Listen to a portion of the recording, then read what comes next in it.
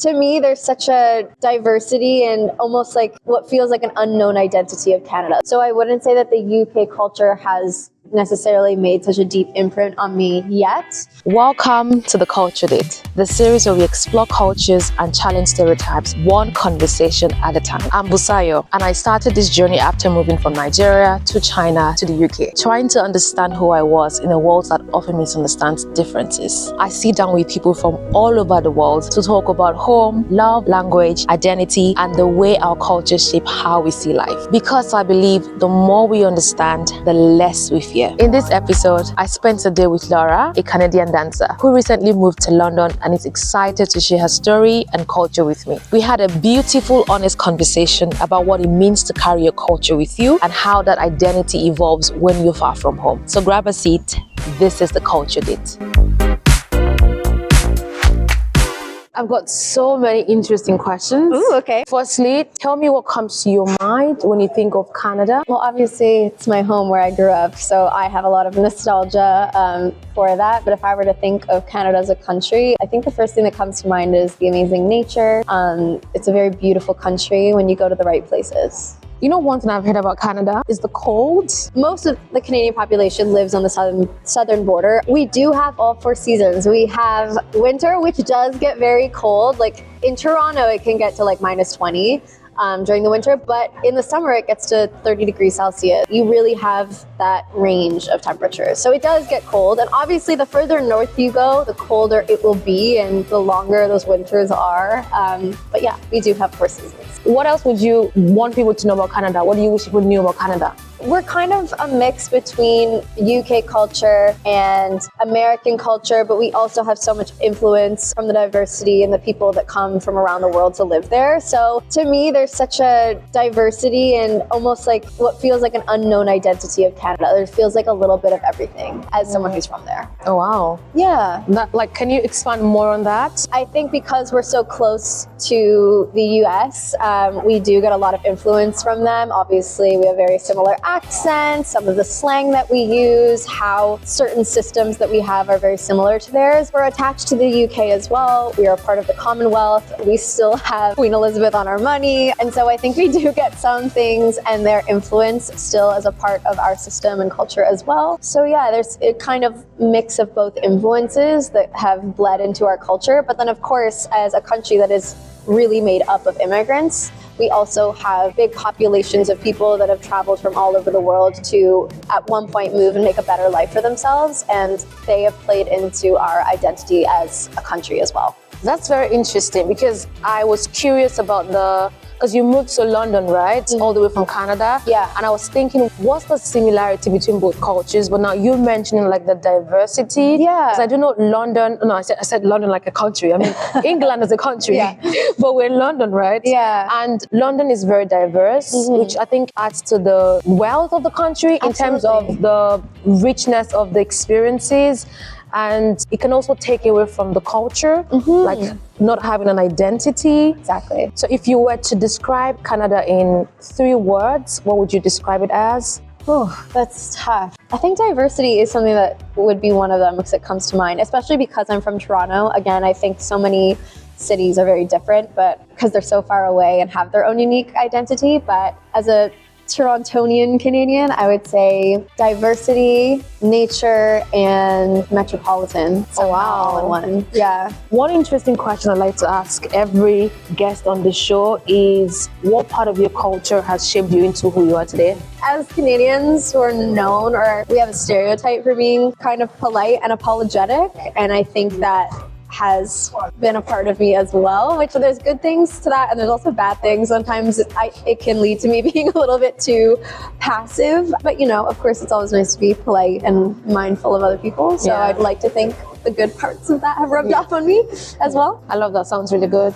Yeah. So another interesting one is, no matter where you go, no matter who you become, do you think there's a particular part of your culture that will never leave you? I think always like the foundation of who we become, where you spend your childhood, can really affect who you are. Definitely. It's hard for me to put a finger on what that aspect of my culture is, but I would like to think that it's a sense of curiosity and acceptance of people from everywhere and all over, because again, I come from a city that's full of people from all around the world, and having that curiosity and acceptance of others, I would like to think is something that sticks with me. I like that. That's very deep, actually. Very deep. Having that mind of curiosity is really important. Yeah. It helps you understand people better and to accept people. Yes. And I'm really grateful to have grown up in that type of environment where, you know, everybody looks different and isn't exactly the same, because when you grow up in those type of environments where people are all the same as you, sometimes when you're all of a sudden in a new environment where everybody is different, it's very natural for people to be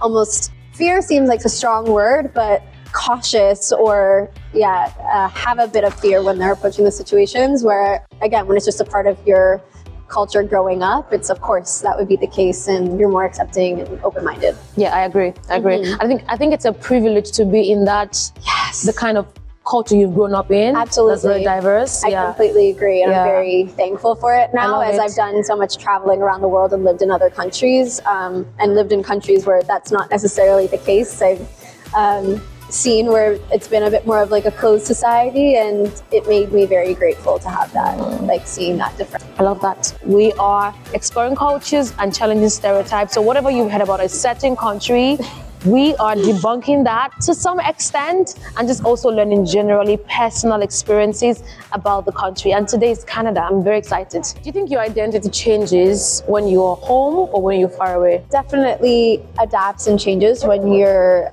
in a new culture for a significant amount of time. I've only been here for 6 months, so I wouldn't say that the UK culture has necessarily made such a deep imprint on me yet, but I know after living in Japan for 3 years, there were definitely aspects of that culture that played up on me a little bit, or changed me in certain ways. So I'm interested to see what will happen 3 years from now, and how I'll have changed to kind of meet the UK lifestyle.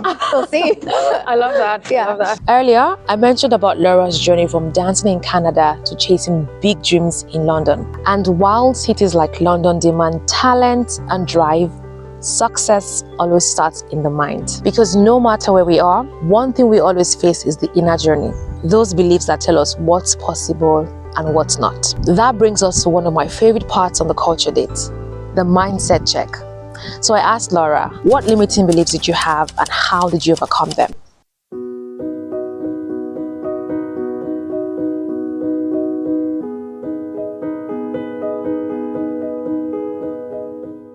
Because I'm a dancer and a performer, there's so many limiting beliefs of that type of lifestyle. Oh, you can't make money doing this. Oh, it's unrealistic. It's impossible to get a job. You'll never make it. Like, it's not for everyone. It's not for the faint of heart. You deal with a lot of rejection, and it can be really challenging to overcome, but it's just constantly working on yourself, going to therapy, learning to believe in yourself through all the ups and downs, and to persevere and keep going. And eventually you meet people that will come along the way that will kind of shatter those limiting beliefs. So you thought it was impossible to be someone of this height and get that job. All of a sudden someone's proven you wrong and has done it. So I think just over time they break. Tell me about the journey to being a dancer. Do you think that is tied to your culture in any way? Yeah. Almost in some ways surpasses the place that I'm living in, because it was so much a part of my upbringing. I think it made me a very disciplined person, a go-getter. I think it made me, someone that could handle rejection and persevere through tough times. I think so much of who I am is because I grew up dancing, and I'm really proud of those things. Yeah. Now we are moving towards non-traditional roles, because in the past times, like at least where I come from, the profession that were acceptable were medicine. You're a doctor, you're a lawyer, you're an engineer. Yeah. But now things are changing and people are choosing non-conventional professions. Yeah. Which is very interesting. Yeah. Very, very interesting. Totally. And even our generation and the new ones to come would go in much more different paths. Yeah. And I love that for us. Absolutely. The birth of the internet and social media also just kind of created so many new opportunities that didn't necessarily exist before us. Yeah. So it's amazing that we have this ever-evolving, changing world at our fingertips, where, we can kind of create opportunities out of nothing. Yes. So what's the dating scene amongst people in Canada? I think similar to London, I think the apps are very prevalent. I know a lot of people have met, you know, through Hinge or Bumble or things like that. I think that's just kind of the way the world is going. People from Toronto or North American culture more generally are more likely to approach you on the street versus here, I've been told. Would you say that's true? It's true, it's true. You hardly meet people meeting up to you. Okay. If anyone will meet up to you, maybe it's like something fell down, your item fell, and it's even rare. Sometimes they just let you lose that item and it's gone. Good luck. Yeah. I personally am not on the dating apps here at the moment. Maybe I should. I don't know. I'm hesitant about it. I don't know. I think it feels for me like I'm more so attracted to someone's energy, and it's really hard to feel that through an online profile, I found. When I've been attracted to people in the past, it's about a connection, and when I find I turn to online dating, all of a sudden I find myself being more superficial than I would be if I were to meet someone in person, which I don't know. Do you have that experience as well, or how do you go about successfully being on a dating app? Like, I don't know. Successful is like you.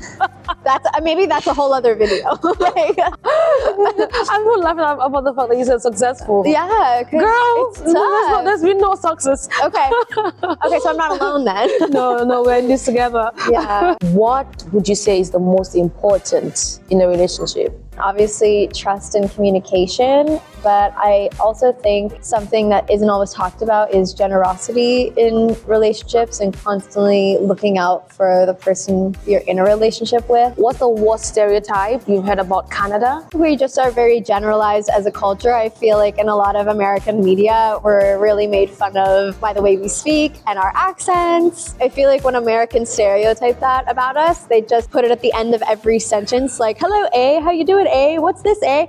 And it's... That's interesting. I know, it's so funny. I feel like in American media, that's how it's really portrayed, when in reality, it's more so used as a question to kind of validate what you're saying. Like, I would say, wow, it's really cold outside, eh? Like, do you agree with me? I know it's actually a really common thing in other cultures. There's like kind of a word or expression that kind of would insist on that as well. In Japanese, there's like the word ne, which is kind of the same thing. Yeah. I think just because in the States they don't really do that. So then when they hear Canadians do it, they just do it randomly. And I'm like, what are you? That's not. Oh God. So it's not that bad of a thing, but it is funny. Okay, now I'm very curious. What's the stereotypical accent? Honestly, I don't even think I know anymore. I've had people come up to me asking me why I don't have like a Toronto accent, which is so confusing to me because I do.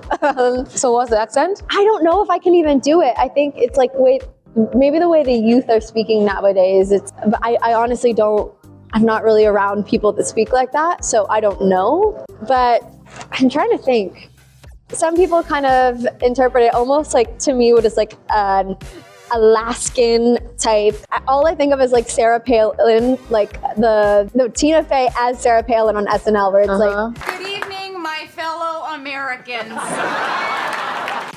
I'm not going to do it justice. You know what? I'm not going to be able to do it. But essentially, You don't even want to try. You're like, I don't even know how I would. Like, I don't. Like, I think that like, oh, don't you know, abu, tomorrow, that's actually it. Instead of sorry, we say sorry. Sorry. Like, where it's a bit more of that O sound. But again, like, I think the Canadian accent, it's hard to generalize because it's one of the biggest countries in the world and people live so far away from each other. So there are different Canadian accents. Tell me about that. Like, I find it very interesting when people generalize the whole country. Right, yeah. And it's like within the country, there are multiple cultures. Totally. So to just pick one culture, and I get it. It's mostly the most popular culture in the media that people just pick on. Exactly. And just say that's the general culture. Exactly. And what's interesting about moving to the UK is like, this is a relatively, compared to Canada, it's a really small geographical country, but the accents here are so diverse. Like, there's almost more UK accents than there are, there definitely are more UK accents than there are Canadian accents, even though like our country is so much larger and expansive. But that being said, there are still differences in the way people live and the way they speak, but just because our population is smaller and maybe a little less well known throughout the world, people do just hear one accent. They're like, okay, that's it, great. Yeah. It's like there's a province in Canada, Quebec, where their first language is French. And even it's very different from France French. Like it's evolved and changed, and they have a very unique and specific accent that they would speak with. I definitely couldn't do it, but French is their second language of Canada. It's like an official language of our country, so that also plays into things as well. That's interesting. Yeah, but even from like east to west, I haven't really spent that much time east. I've never been to Newfoundland, but I've heard their accents are like really difficult to understand. So I'd be curious to spend time with someone from there. So what's the most romantic thing to say to someone? It's kind of boring, but it is what it is. The words "I love you" are probably the most powerful. Yeah, I would say so. Would you say it's different? I don't even know what other key romantic words there would be in other countries. What would you say from like the UK or Nigeria would be romantic? Oh, because we speak different languages. Right. And my language is Yoruba. So the most romantic, I don't even know actually. I know, it's hard. It's hard to think of. Most romantic. Okay, I think it's still going to translate to "I love you." Yeah. So maybe something like, even money fair is not like very romantic. Okay, this is going to be personal to me. Okay. Right? I don't know about other people, but I think if someone says "Iwo lọkàn mi yàn," so that means you're the one my heart has chosen. Wow. I think that so would be deep. Beautiful. That would be deep. That's beautiful. I'm gonna be like, oh my God, no! Yeah, I think that's very romantic. So nice. Yeah, I'll take that. Talking about love, let's talk about the opposite of love. Okay. I mean, not the opposite per se, but like, what's the curse word? The most common curse word people use? Definitely the F word. That's a classic. I will say there's definitely differences in terms of the curse word people use here. The C word, do you know the one I'm talking about? I know, I do know. Yeah, that is something that is an adjustment for me. I love hearing it. I think it's so funny, but for some reason, it still feels a little shocking to hear just because I'm not used to it. I'm sure, give me 3 years and I'm sure I'll be saying it like everybody else. I know. It does feel so like, oh my gosh, that's scandalous. Oh my gosh, you're so funny. So we'll see how I adapt. Hilarious. Yeah. And that's all my question actually. Okay. We're done with the questions. And I loved it. I loved it so much. Yes, me too. And I'm so thankful to you. Yes, thank you for having me. No, I'm so curious of all the people that you've met along this journey and other people's experience, you know, as newbies to London and how they kind of immerse themselves in this culture. So I can't wait to keep watching your videos. Thank you. Yeah. And on that note, so you want to do an outro? Yeah. You want to do an outro? Yeah, Okay, so let's go do it. That was the culture date. If this sparked something in you, share it and ask someone what part of your culture has shaped you. Because culture isn't just where we're from, it's who we're becoming. I'll see you next time on the culture date, where we don't just talk culture, we live it.